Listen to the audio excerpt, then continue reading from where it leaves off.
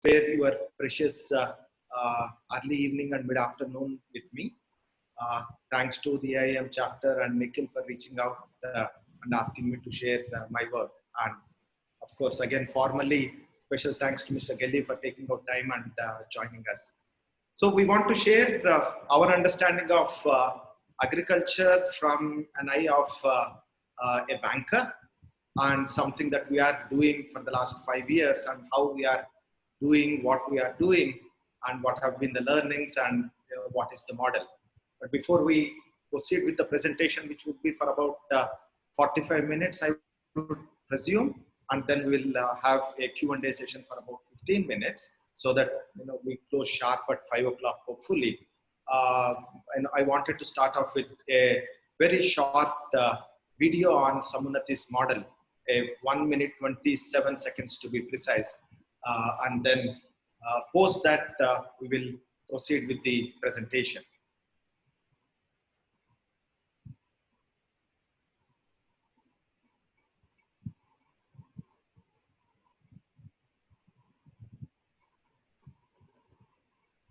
Okay, so as Nikhil mentioned at the beginning of the conversation that we had, there seems to be some problem with the audio, and we said we will still try to see if the audio plays. Audio is not playing, so we will go back to the presentation.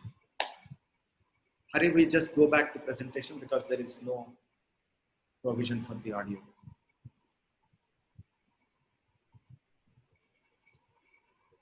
Go back to the presentation, Hari. Can you just hear this audio now? Nope. Okay. No. Let's not bother, my friend. Let's just go back.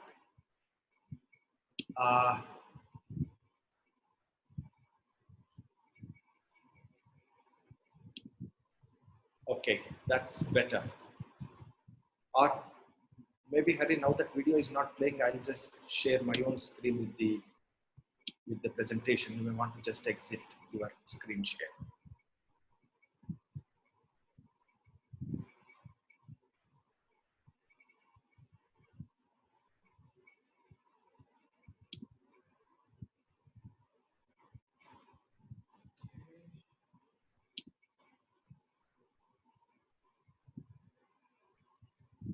I'm sharing the presentation now. Okay. Go ahead. Slideshow. Okay, so Samunati, as the name stands, it's a Sanskrit word. It stands for collective growth, collective prosperity, and collective elevation.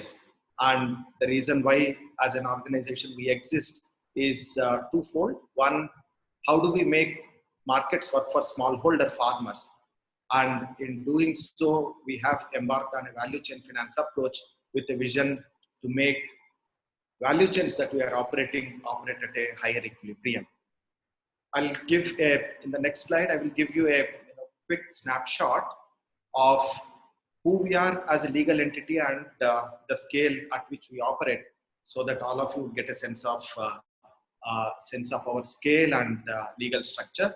We are a non-bank finance company to begin with, and then after 1.5 years of being a non-bank finance company, we also started a 100% subsidiary to make market linkages and non-financial services accessible to our customers. We have about 400 people strong team. We refer to as Samunati family, and the senior management has about 600 years of banking experience. What it means is, most of us know how not to do agriculture credit is what the 600 years of banking experience means. At an organization level, from the balance sheet perspective, we have done about 4,000 crores so far, about $600 million for the global audience, if there are any. A net worth of about 510 crores, operate with about 500 farmer collectives. That's what motivates us. That's what keeps us going. And these farmer collectives could be societies, cooperatives, or farmer producer organizations. And within them, they have about 4 million smallholder farmers as their members. And this represents to us the supply side of the value chain. And on the demand side of the value chain, we work with about 300 agri enterprises. We have been cashless and paperless, other than the legal documentation that we need to enter since day one. And this is what also saw us through during the demonetization days. Currently, we work in about 54 value chains in about 16 states, and we have about 30 locations. So that's the context in which we operate, both legally as well as from the balance sheet perspective. Coming to agriculture, most of us understand agriculture as crop loans, and that is the challenge that I also encountered when I said, Samundati as an entity will embark on the agri credit in 2014 when I started the entity.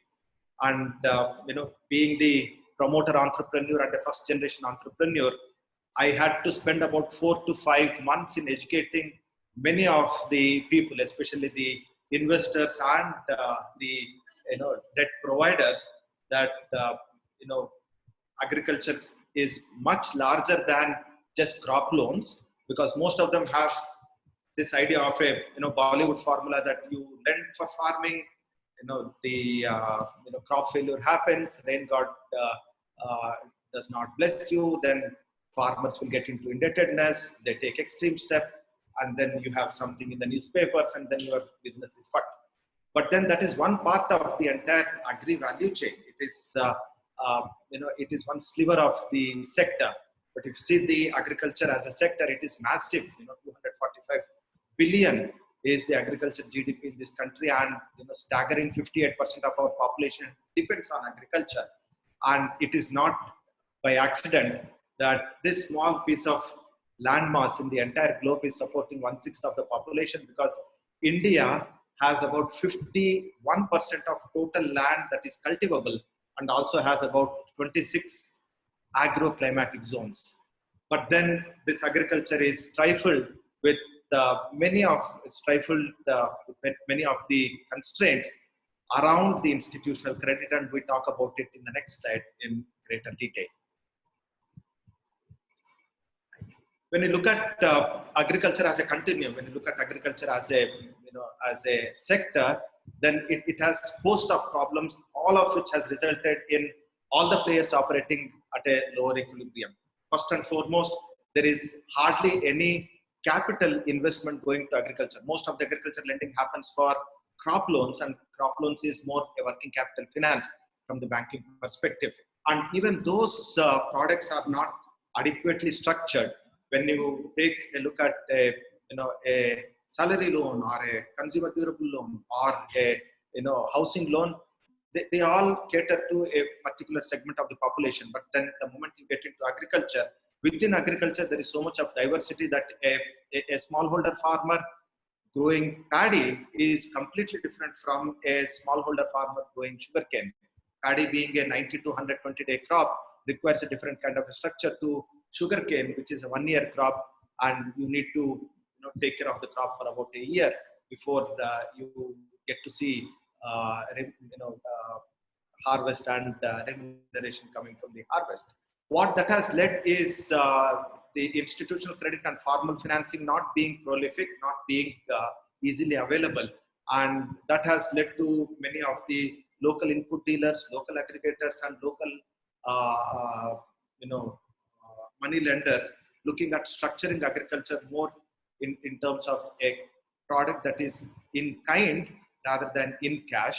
And this also entails a lot of forward booking of purchases and pricing, leading to farmers not having lack of market linkages, or farmers not having market linkages.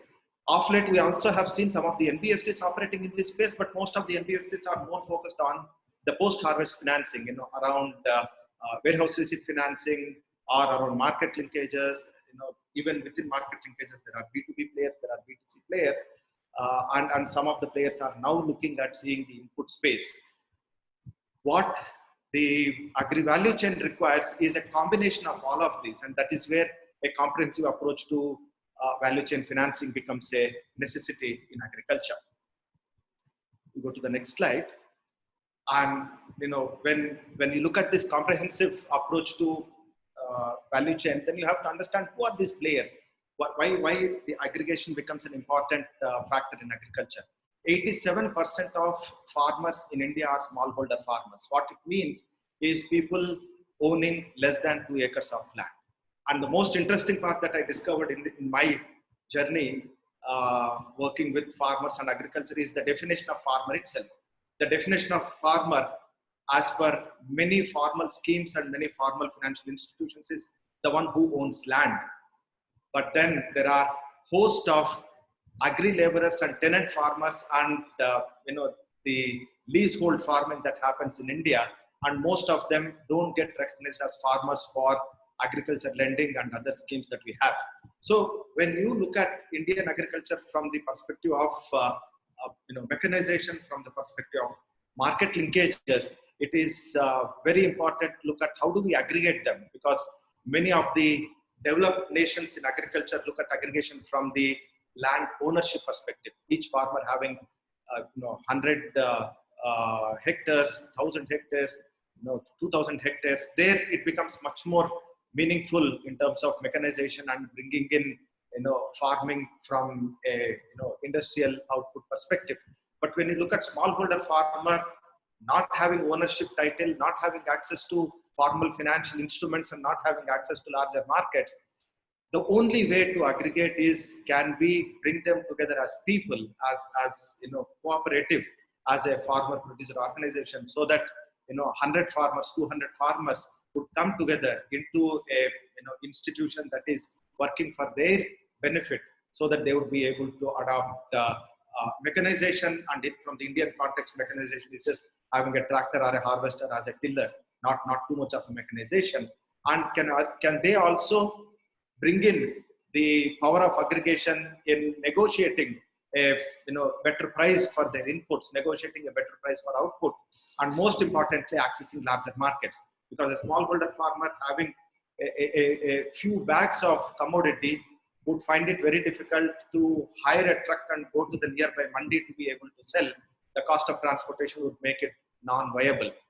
However, when 100 farmers or 150 farmers come together, they would be able to defray the cost of transportation and take it to a larger mandi, or just store it in a small warehouse. So there are hosts of benefits that accrue to farmers when they come together as a cooperative and leverage the power of aggregation. And that is, in our view, the only way which can provide a sustainable solution when dealing with agriculture and smallholder farmers in the Indian context. But then how are the traditional financial institutions looking at approaching the funding part for agriculture? Most of them are asset backed.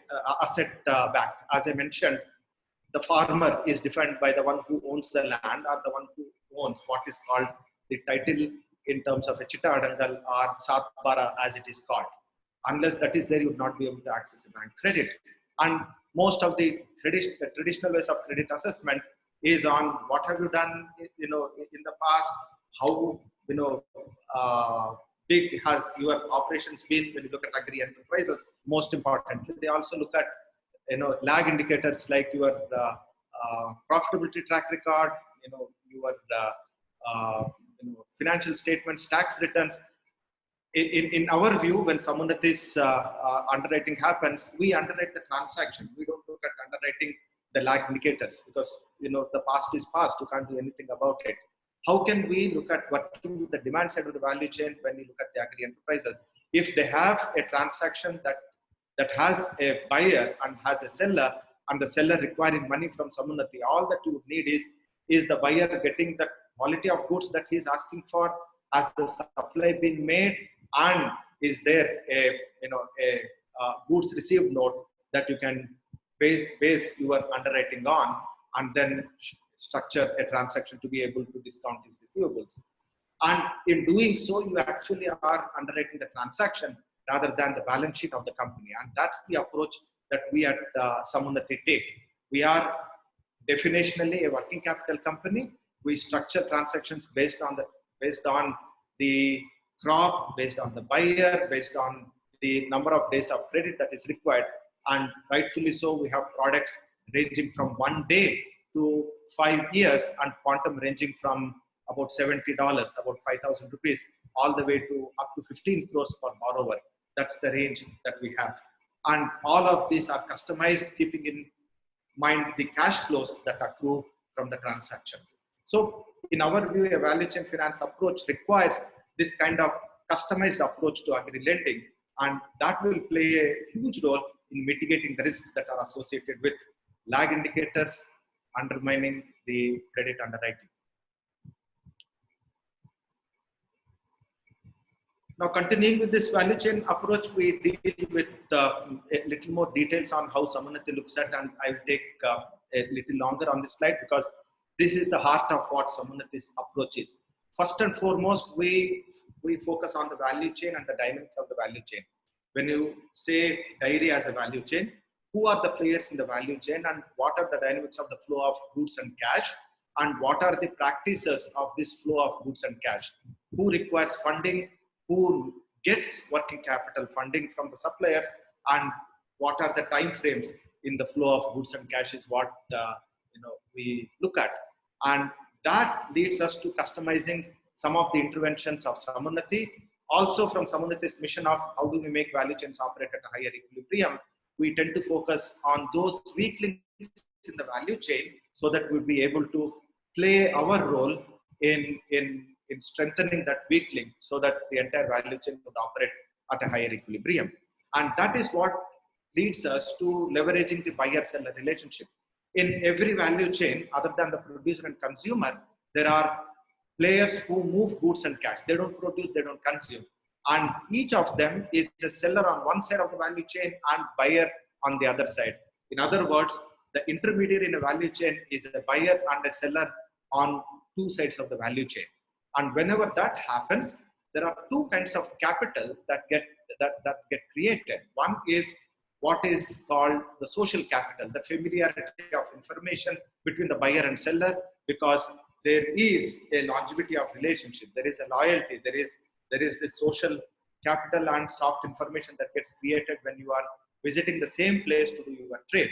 And most of us have those preferred locations for many of our purchases, even in urban areas. So when you do that, there is a kind of social capital that gets created. And we all know that the entire microfinance sector has been built on this notion of the soft information or social capital. However, in a value chain finance approach, this social capital is being built because there is a transaction happening. There is a buy and sell that is happening. There is a transfer of goods that is happening.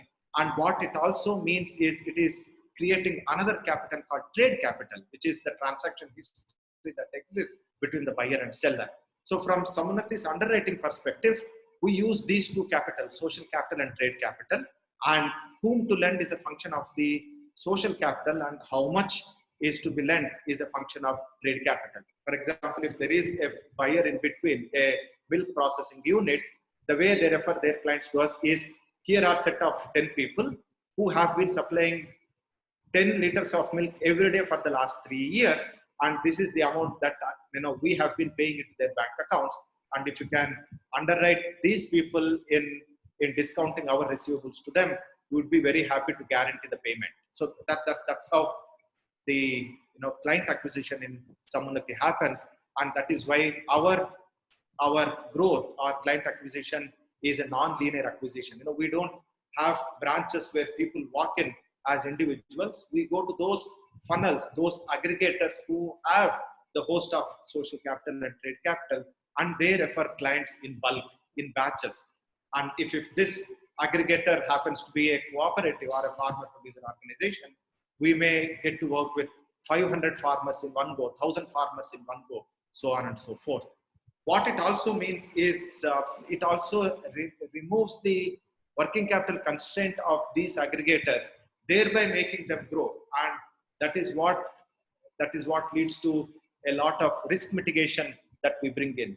One of the primary roles in our risk mitigation structure is what is called deduction at source, or we make the buyer who has to pay cash pay to us because we have already discounted those receivables and paid the seller. And this deduction at source also brings in the incentive alignment between the buyer and seller, because whenever there is a buy and sell that is happening, there are two ways in which it happens. One, the sale happening in cash, in which the seller would get either a cash discounted amount or would have to wait for the credit period. And in most of the transactions, it would be payable after 45 days or after 60 days or after 90 days, depending on the nature of the commodity, whether it is perishable or non-perishable. If it is a perishable commodity like fruits and vegetables, it is shorter working capital cycles. And if it is non-perishable commodity like wheat, maize, or soya, or any other such commodity, it is usually for 60 days to 90 days. That kind of a structure.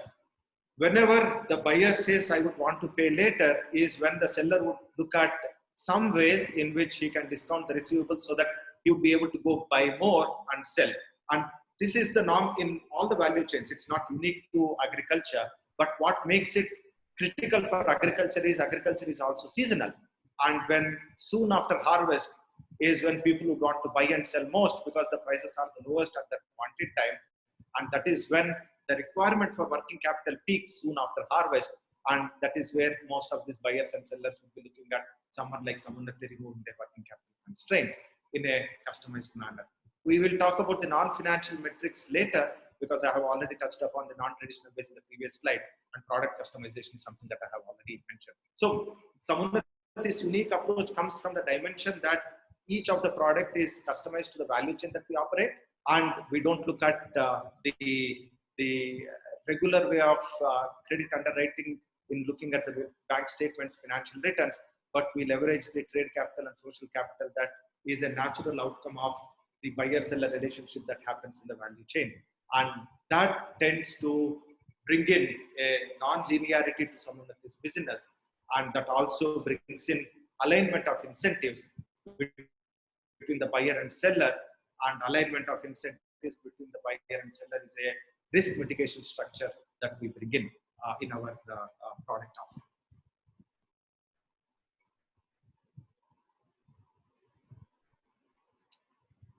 The core of Samundati's model is the B2B2C model.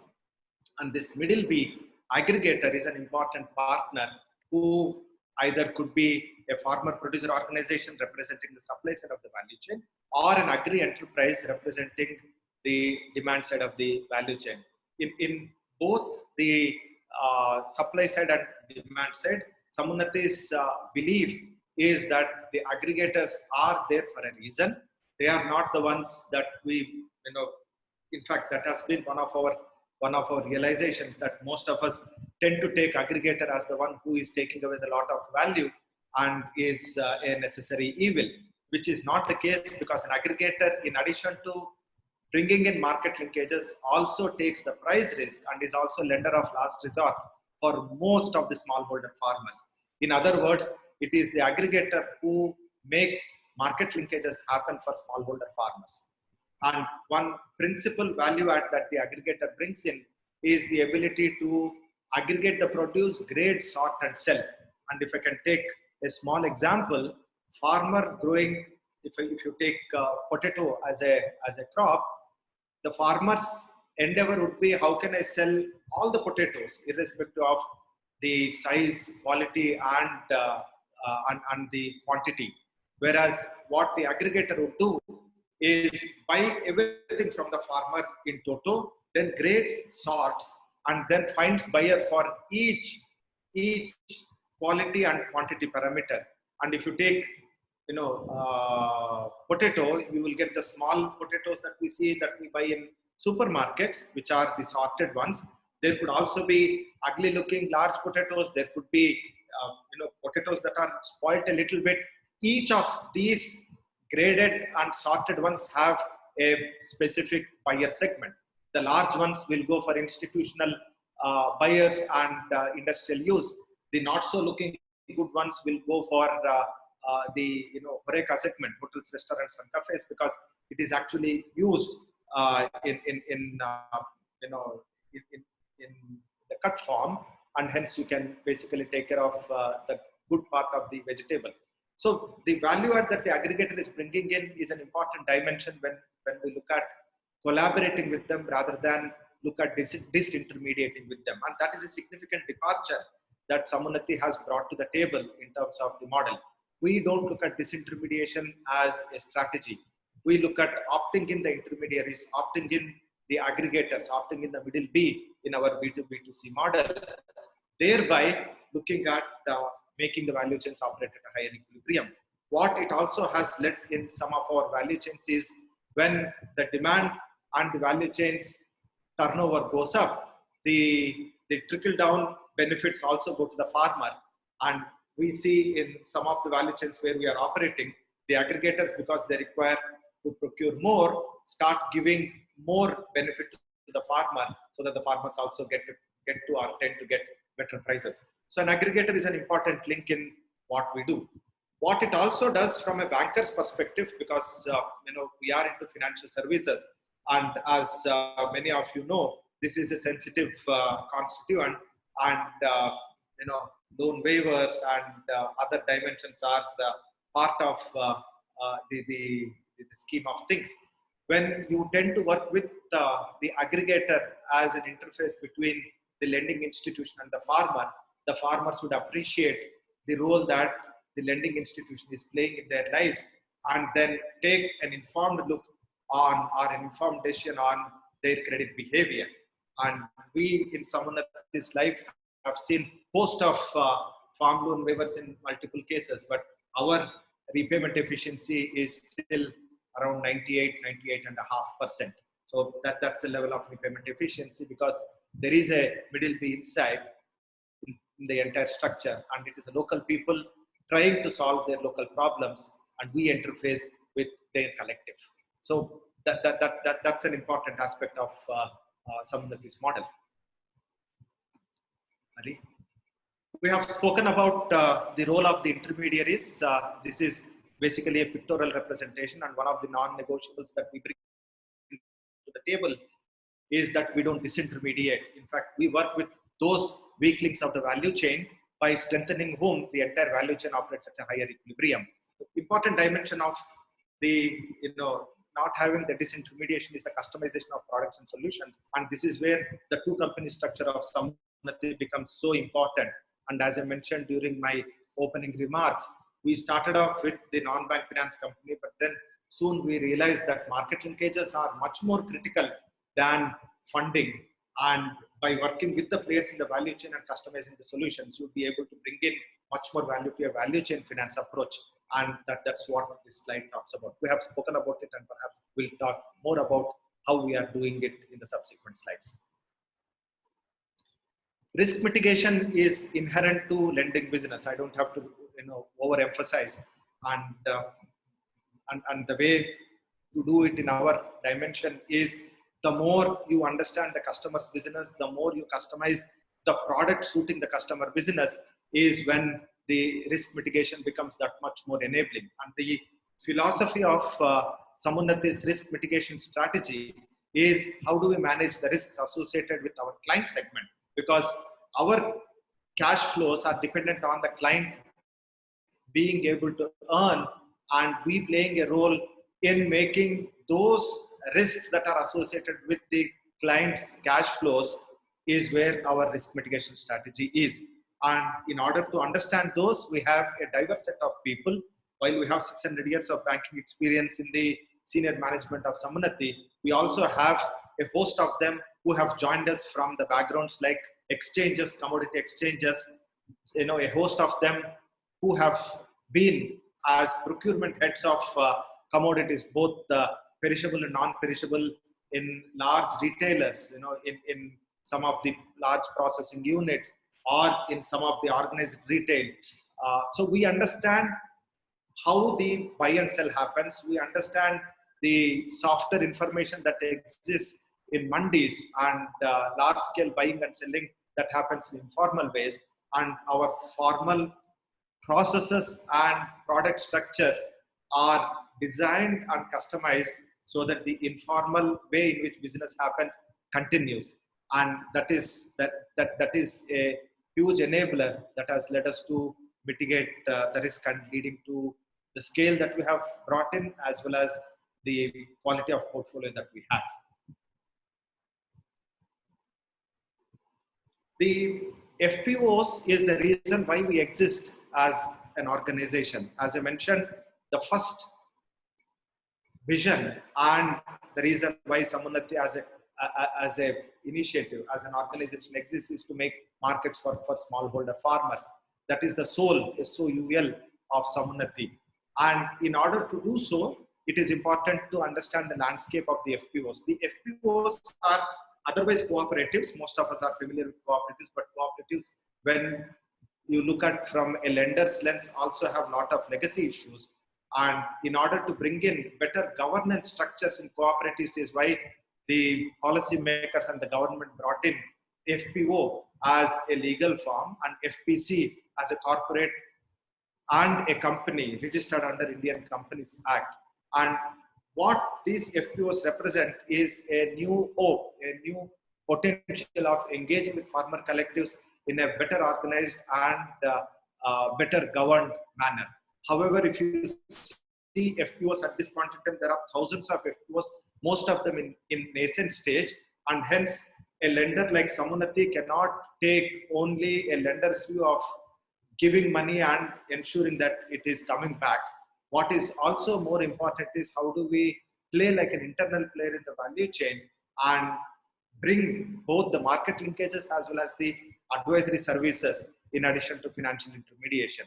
And that is what led us to bringing in our subsidiary to be able to do all of this. So we look at leveraging the power of aggregation through market linkages, both on the input side of the market, wherein we work with the fertilizer manufacturers, seeds manufacturers, or crop protection chemicals and farm equipment manufacturers, as well as the demand side of the value chain representing bulk buyers, large processors, and organized retail. But then the moment we get into market linkages are meaningful only when you have working capital structures, and that is where financial intermediation becomes important. Once we have entities which have been aggregated and well governed, you have market linkages made possible together with the working capital structures is when you can look at productivity enhancement metrics through the advisory services. And in all of this, Samunnati believes that finance is an enabler. It is a means, not an end. And by making finance being an enabler is where you can make many of the other services count, many of the other services happen. And that is what we have started seeing result. And at the end of the presentation, we'll also share a small case study. If time permitting, we will talk about it, or else this presentation anyhow will be circulated by the team to all of you. The detailed depiction of whatever I have spoken so far is this slide, and this is in our view the genetic code of Samunnati, representing both the supply side and of the value chain as well as the demand side of the value chain. Leverage the power of aggregation through the working capital facilities provided by Samunnati, leading to the market linkages wherein the incentives of both the sellers and buyers are aligned, and they don't need to do anything different than what they are already doing. And once that is done, we bring in the capacity building as well as the advisory services of several organizations that provide these services to farmer producer organizations. And in doing so, we look at Hari, can you please mute everyone and unmute me? There is some, I think it is, okay, I'm back, thank you. Okay, sorry for that interruption. So, once we do all of this is where we feel the 4 E's mentioned in this slide become relevant. How do we enable the capacities of the farmers? And in doing so, can we also bring in centers of excellence, which we already have a couple of them, to showcase how all of this come together and empower the farmers. We have a very, very important partnership with Gates Foundation in establishing Samunnati, in establishing FPOs as an asset class, and Samunnati is playing a role as an ecosystem enabler so that all the players understand how to underwrite, how to work with these FPOs, and how value chain finance approach in agriculture can be designed and deployed on the field. And all of this, in our view, will enable the 4th E, which is enhancing the productivity and income to the end user, which is the smallholder farmer.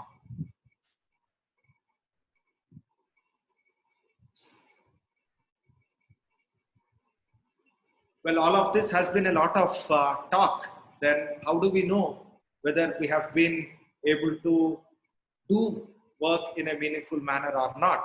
And these are the impact metrics that help us gauge whether we are in the right direction, whether we are striving towards making markets work for smallholder farmers, and whether we are making the value chains operate at a higher equilibrium. And these three buckets of impact metrics are critical for Samunnati and its stakeholders, especially our board and investors, to see that we are on the right track. The first and foremost is, how do we reduce the cost of cultivation to our farmers? Because when you give a individual a crop loan in cash, they basically go and buy inputs at the fag end of the input value chain, with all the loading that happens across the value chain with the intermediaries in between.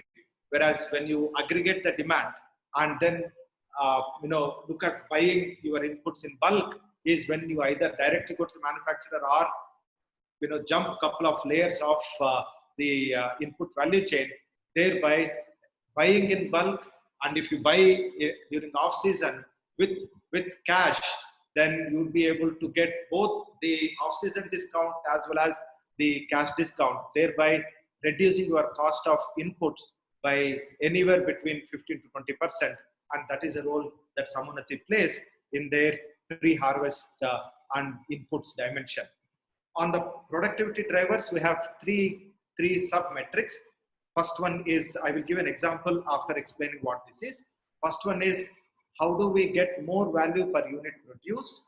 How do we get more units per asset? And how do we make more assets under use? And if I can take milk dairy value chain as an example, if you are getting about 25 rupees per liter of milk, and these 25 rupees per liter of milk is determined by the testing on two parameters, fat and SNF, solid non-fats. The higher the reading of this fat and SNF, better is the realization per liter of milk.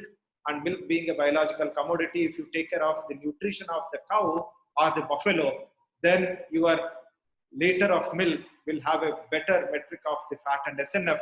Thereby, instead of getting 25 rupees, you may get actually 26 rupees or 26 rupees 50 paise per liter of milk, notwithstanding that you might still be supplying 5 or 7 liters of milk or 10 liters of milk. That is what the first sub-metric of productivity driver refers. But then the second dimension of our productivity drivers is more units per asset. If you still take the cow, instead of 5 liters or 7 liters, can we bring in the veterinary services? Can we bring in better engagement process with the livestock, so that instead of 5 or 7 liters, the same cow starts giving maybe 10 liters of milk? And that is one dimension of the advisory services that Samunnati brings in to a set of farmers, conducting animal welfare camps, conducting awareness camps on how to take care of the animal, its artificial insemination, the biorhythms, so on and so forth, so that the same asset starts producing more units, more units of productivity. And more often than not, a household in the rural context or in the Indian context would afford 2 animals, because the lady of the house will have to go and get the fodder for the cow.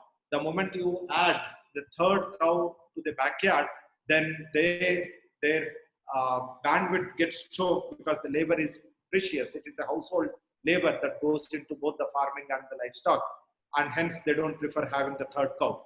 By taking care of the supply of the fodder at the doorstep, or supply of the fodder while supplying the milk at the milk collection center, can we release the bandwidth of the household so that they can add an additional cow to their backyard? Is the 3rd dimension of our productivity drivers. More assets under use. The 3rd category, member engagement, is where we look at verifying the efficacy of the FPO, the farmer collective, the cooperative, in the lives of the members. And the only way to check is whether the members feel value in this association. And in order to track that, we have two metrics. One is ratio of the active members to total members, which means if there are 500 members in a collective and if only 50 of them are active, tells us a story of the value that the members perceive in their association, as against another entity where in the 500 members, 450 of them are active. Likewise, if there are waiting list of people who want to enroll as members in a farmer collective, to none of the members who are present have joined recently. These are all the old time members and nobody is joining the entity, tells another story. So in order to assess the efficacy of the value that the members perceive, or in other words, the loyalty that the members would have to their cooperatives, or the social capital, the lagav, the affinity, the association, all of this are verified, are checked by looking at these two ratios that we diligently track.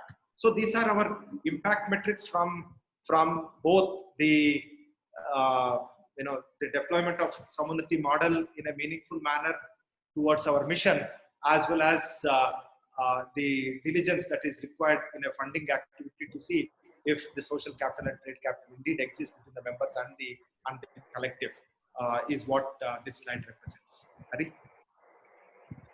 This is the last slide that I have, and after that we'll have 15 minutes for Q&A. When we looked at what we are all going through, the COVID outbreak, I was surprised to look at how Samunati's operations responded to the COVID, because like all of us, we were also first shocked, then were scrambling to see what we can do in a scenario that none of us have an experience in, working from home, and the supply chains broken, and whether transactions happen or not. What to our surprise, we started seeing all the activities happening, and as we say, Samunati's operations are continuing as if nothing has stopped. And the reason for that is these three pies or pie chart. We are in essential commodities.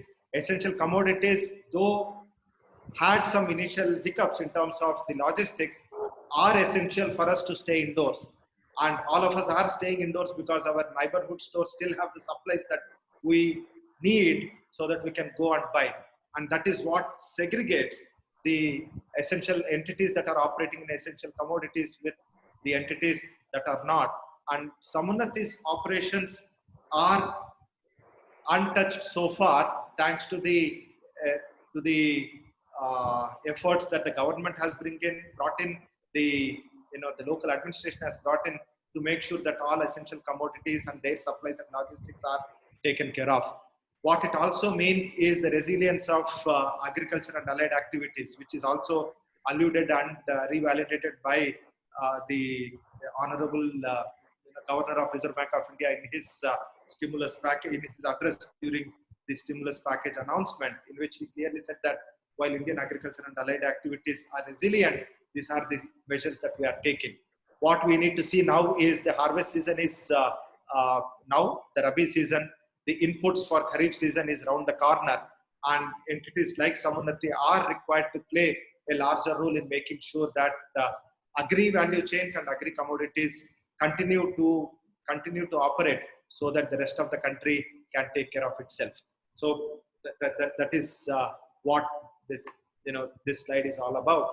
And we also wanted to mention that a lot is being done by unsung heroes in mandis, in organized retail, as well as farmers in the rural areas, to not only take care of their livelihood, but also provide us the much needed comfort to be sitting in our homes during these times.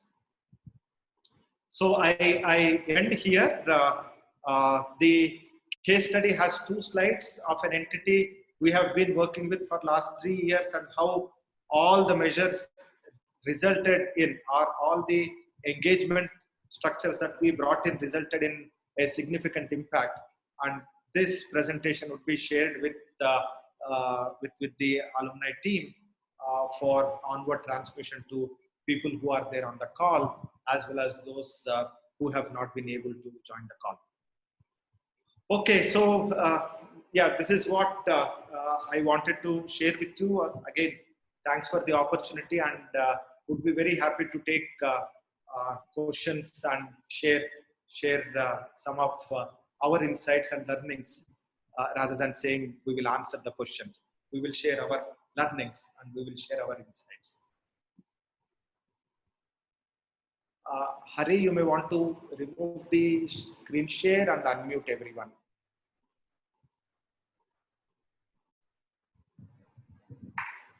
Yeah, Pranay Bhargav can ask the first question. Pranay, 1 second. I just want to see you.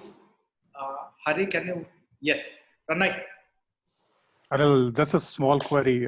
How do you see the absence of migrant laborers who won't be able to work as agricultural laborers impacting the supply chain?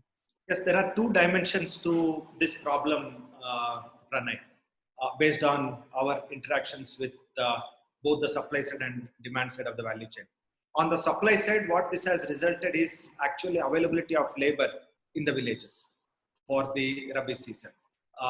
Because most of the men folk, had migrated to be working in the construction and real estate, and hence availability of labor for harvesting was becoming an issue in the recent years. And what we hear from the field is that now that they have, some of them have come back to villages, availability of labor for farm activities has become better. However, the loading and unloading in mandis is still a difficulty, and availability of labor in urban areas is going to be a challenge. And we are glad that the government is taking proactive measures in disaggregate these points of sale, points of aggregation, by making every warehouse a mandi, by also enabling that the transactions can happen, direct purchases can happen outside the mandi, so on and so forth. That could defray a lot of labor from aggregating at a mandi place. But then, yes, in large markets like Vashi Mandi or Azadpur Mandi, or in fact Yashwantpur Mandi, Safal and Bonpalli Mandi, labor has been an issue, is what we hear. But then there could be some way out. People get used to it. First, it starts with the shark. Pankaj here. I wanted to ask you a question. Yeah. So this is a very, very beautiful presentation you made. Thank you.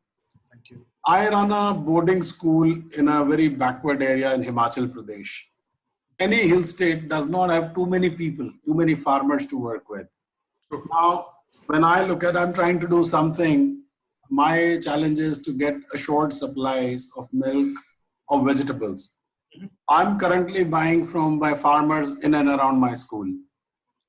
But I know for a fact that in coming years, we'll face a challenge. We will grow. We will need the milk, especially the milk and vegetables. But the farmers in and around me, they will not be in a position to supply. So here it is that we have assured demand. We have an assured buyer. But two things. One, there are not enough people to make a FPO. What if I have 5, 10, 15 farmers only? How would you, or how would a organization like Samanati operate there?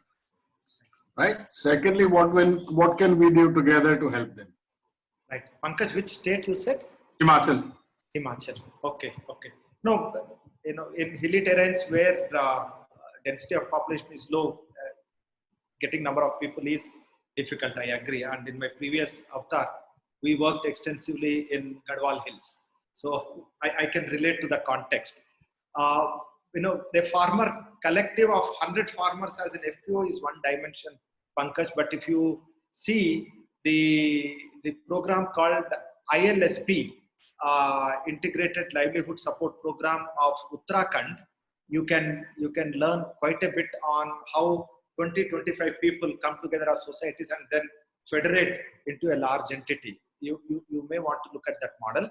But then specific to your requirement, the best would be to look at a nearby dairy to set up a small bulk milk chilling center closer to your place, because milk is a perishable commodity and you have to get it chilled to 4 degrees centigrade within 3.5 hours of milking the cow, or else the bacterial activity will start. Or get a small milk chilling center in the vicinity of where you operate, and aggregate farmers. We can chat offline and see if you have some more insights, ideas.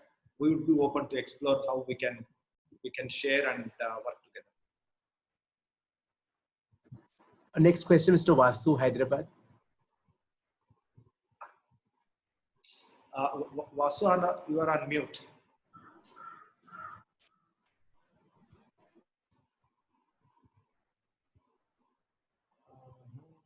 Let's see if I can unmute Vasu. Okay, perhaps you move to the next question. Whoever, they can just unmute and. Sir, this is Siddharth. Hi, Siddharth. Sir, when you spoke about the impact of COVID and you spoke about you being in the essential commodity space, I have two questions actually. Yes, please. When you say that there has been no impact, does that mean that because you're offering two services, so one is a financial service, one is the advisory service. Yes. So how has the advisory service got affected, if at all, or are you still providing by some other methods? And second is that as a sector expert, sir, what is the effect you see on non-essential commodities, farmers who are doing maybe cash crops? So two questions. Right. Okay. So advisory services, are productivity enhancement drivers, and they are not meant for times like this. I know people would be operating at the first and second needs of the Maslowian hierarchy of needs. Is there a market linkage available? Can I generate a small amount of liquidity? So as long as we are able to provide market linkages and a little cash at the end of the trade, these times warrant that rather than advisory services. So we have not even attempted to provide advisory services during these times. People would not appreciate, and it's not appropriate to be talking about productivity enhancement when basic requirements are to be taken care of. On the non-essential commodities, it depends on two things. One, when is the season for that, and is there a way where we can store and generate a little bit of liquidity so that the farmer gets the liquidity for the next season, and the processing unit of those those commodities that are not essential for immediate consumption can be sold at a later point in time. So we are indeed talking to some of the post-harvest warehouse service providers. We are also talking to some of the aggregators of FPOs, so that they can help their FPOs to procure from their members and then generate some post-harvest like warehouse receipt financing and then sell later. We are also looking at how do we leverage the exchange infrastructure in hedging some of the price risk. It depends on each commodity, by the way. Okay. Thank you, sir. Thank you, sir. Hey, Anil, Ashwin here from Bangalore. We had connected some time back where you. Hey, how are you? Doing good, doing good. Yes, Ashwin. We did explore some of the links you gave us here in Bangalore. Just to briefly introduce to the public, I'm also doing sales and marketing of a phenomenally powerful agri input product. So I was just wondering, Anil, I mean, just an open question. How does an agri input product play for you with respect to farmers and FPOs? How can we partner together? Because the opportunity is immense and we would love to, work with Sammuniti at a broader scale rather than getting a lead or something like that. Absolutely. One of the things that we do and we don't do, Ashwin, is we do bring in the manufacturers and the farmers together in explaining their product and how the product is important and useful for the farmer. And we keep conducting, many training programs, or if there is a way in which you would want us to take the efficacy of your product to the farmers through our FPOs, would be happy to do, and also look at how to fund it if required.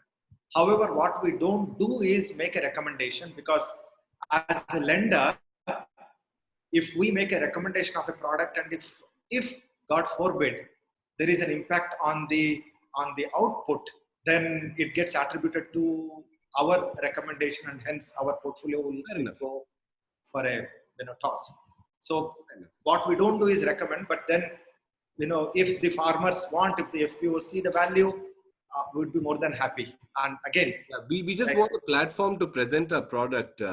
That's more than happy. In fact, Hari, who is on this call, is based out of Bangalore. Okay. we can have a private chat and we'll connect you to our Bangalore team. Sounds good. Anil, can you hear me? This is Vasu speaking. Hi Vasu, good evening. Hi, good evening. How are you? Anil, I just want to, pretty good. I think we have to catch up separately offline as well. Sure, Vasu. The question I have for you this evening, Anil, is what value did your AIM experience education bring to Sanmati? Because you went as a professional already. Right. You did your 1 year at AIM and after that. So what's the big picture after that? Oh my, if I can just say that, and it is not to say because I'm in the forum of the alumni. Whatever I am today is thanks to that 1 year that I have spent in AIM. For those who don't know my profile, that is the only college education I have had. I quit my engineering after 6 months of engineering, joined Canara Bank, did my graduation as a correspondent student, did my MBA as a correspondent student, and then went to AIM full time. So that's the only college education that I have had. And the ability to think in a focused manner, ability to articulate the strategy, ability to bring teams together, ability to run an organization when there is a crisis, all of that I would attribute to the exposure that we have. And I couldn't agree more with the professors when they said you would not value AIM education when you are in the campus. You will value it as you age. So I would trade anything for one more year in AIM. So who are the professors who made an impact on the 1 year there? Well, one is of course Victor Lim. Then we have Madam Panganiban, Neni, then Amtuako, and my favorite has been Garilao. Okay. Garilao inspired me personally. Great. Anil, the last question I really have for you, because I know you're running out of time and other guys are also waiting, is after running Sanmati for so many years, you've talked of scale, you've talked of impact. What about profitability? We have been profitable since November 2017. Okay. Since November 2017. Or else, how do you get institutional investors? That's why I was getting to that point really. Yeah.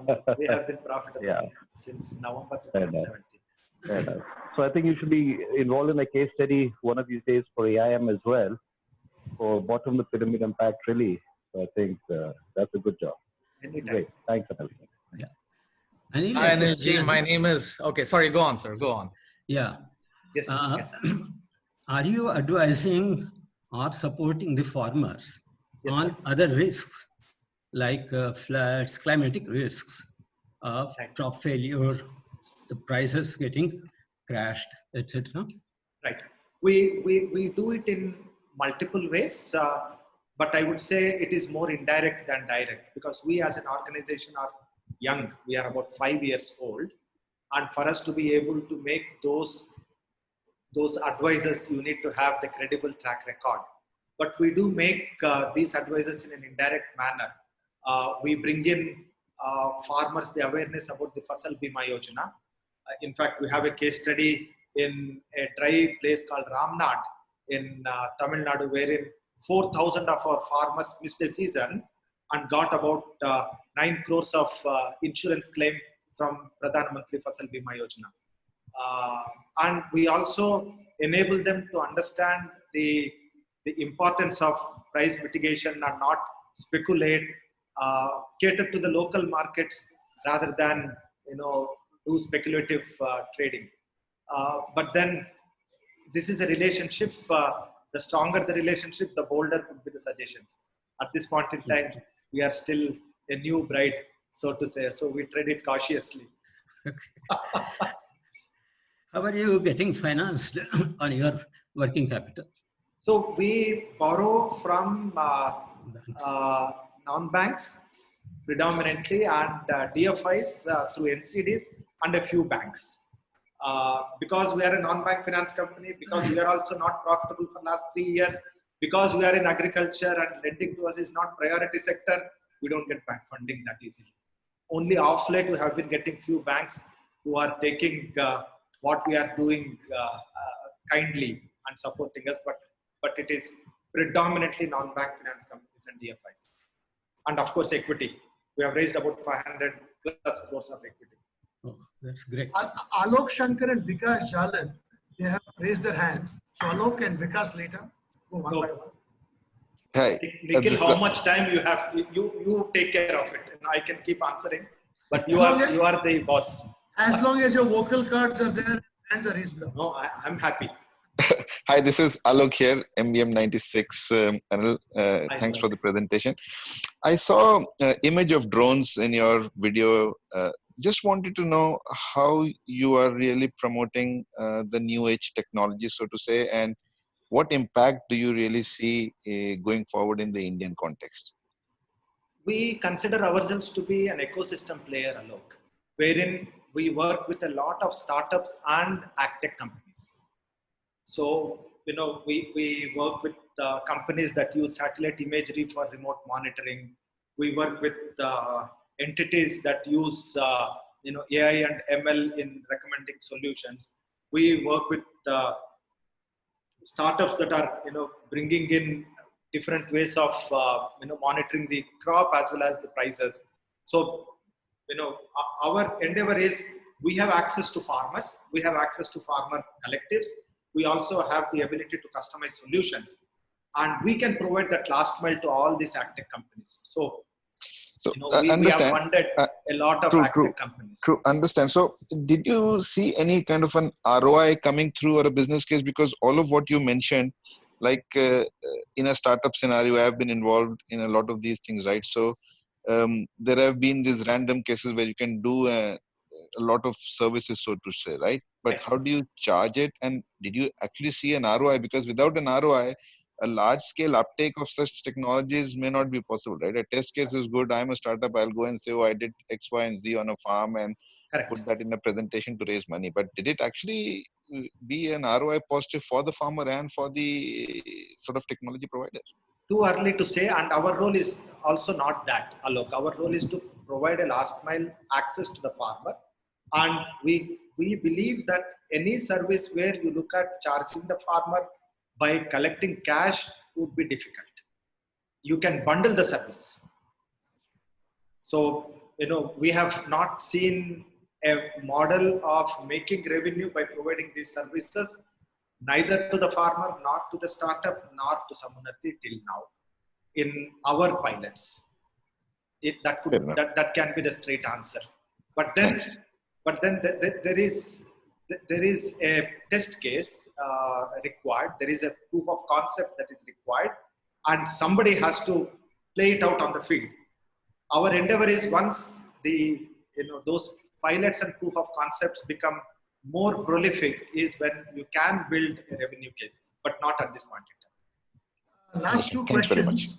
Last two questions. First Vikas and then Shiv. Thanks, Nikhil, and hi, Anil. This is Vikas. I am basically CFO for a nutraceutical company, and we supply in the US markets, and we are backward integrated.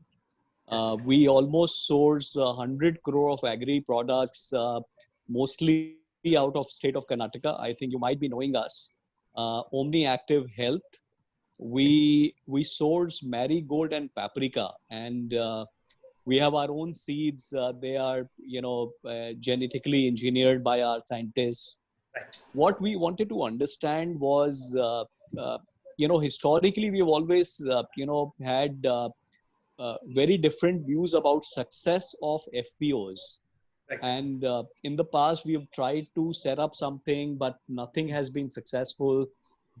Last year, first time we tried to take an agri loan and for a farmers, and we have kept a target of 6 crore, and we were successful for only 70 lakhs from IDFC Capital Bank. So agri has a huge, capital investment from our company. So I would want to understand from you is that, is there anything we can do differently, or we can partner, Absolutely. that can be a win-win for both of our companies? Absolutely, because we actually work with an entity in the nutraceuticals, again in Marigold.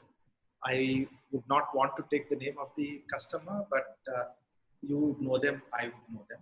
So let's privately chat. But all that I can say is a lender in between is a huge enabler in all of this, because Marigold is still a 90-day crop, and you still have many other things that the FPOs would want to do.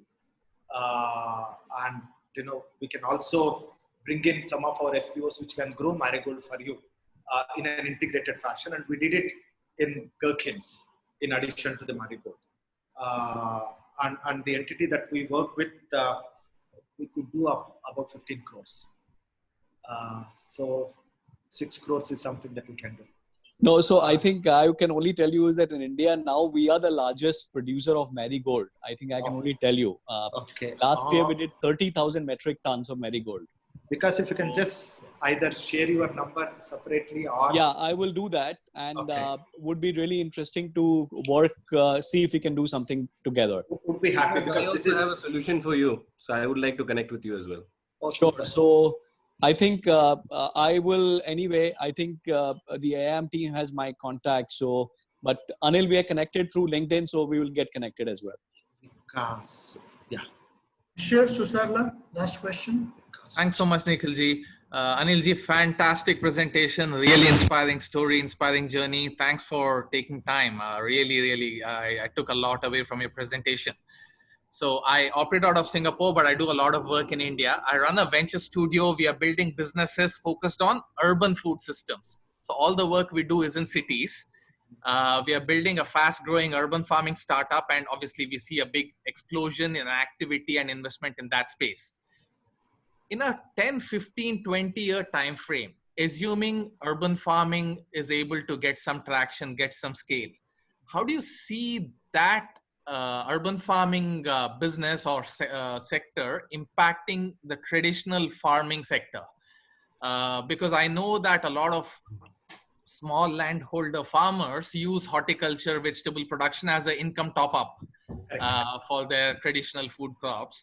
Correct. So how might we affect in a 10, 15, 18, 20 year time frame? How might we affect the core farming sector? I think there are two dimensions. And again, Shiva, this is one area where we have had the privilege of talking to some of these hydroponics and aquaponics guys within the Indian ecosystem. Right. There are two dimensions. One, your captive use to the industrial use.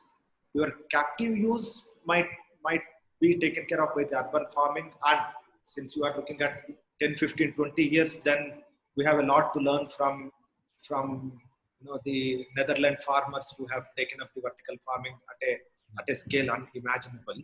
Absolutely. This is a journey, and a lot of farmers in the peri-urban areas are the ones who are dependent mostly on the horticulture.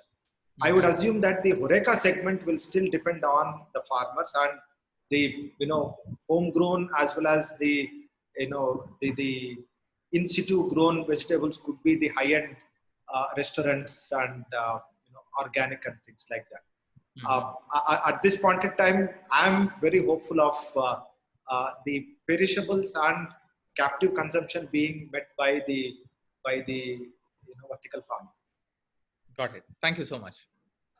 Anil, Yeah, for your time and a very interesting presentation. I am sure after this webinar is over, I will be getting a lot of PMs for your number. So I think we'll have to appoint a secretary to reply to the WhatsApp. But thank you very much. And an excellent presentation, and all the best, and wish to hear from you more. Thank you so much. Thank you, and thanks to each of my fellow alumni. And you have Harish Gur there, who has agreed to do the webinar on Sunday, because I said you are his batchmate and you are doing it. So I had to dole out that carrot to him. Super. Hey, brother. Good. I'm glad. Hi, buddy. Thank you so much. Anil Bhai was my class topper.